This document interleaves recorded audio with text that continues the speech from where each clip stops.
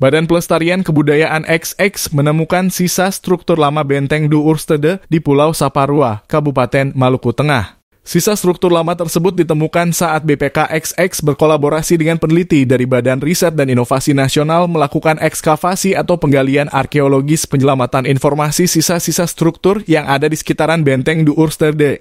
Saat itu kami cek, saya buka karena saya juga turun langsung kemarin, ternyata di dalam tanahnya ternyata masih ada sisa aslinya. Jadi bagian yang tengah itu baru. Bahannya beda, kata Kepala BPKXX Dodi Wiranto, Sabtu 2 Desember 2023.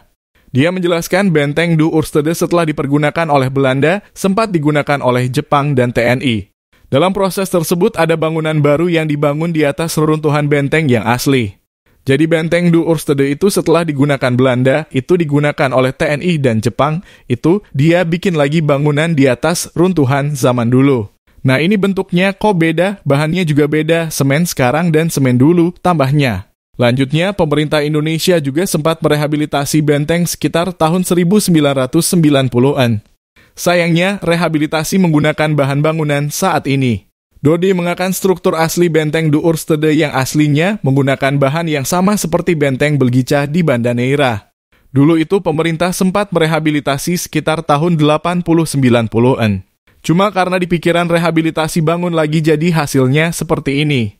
Padahal struktur asli benteng Du Oorstede bahannya sama kayak benteng Belgica, karang, tambahnya.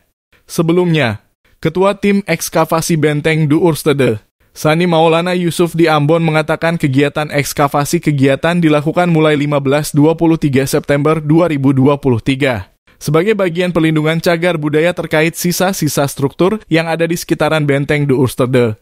Kegiatan ekskavasi tim mengupas lapisan tanah pada 3 sisi, yaitu sisi utara, bagian tengah, dan sisi selatan. Temuan struktur jika dilihat dari denah ada semacam ruang dalam benteng di mana setiap ruangan memiliki fungsi masing-masing.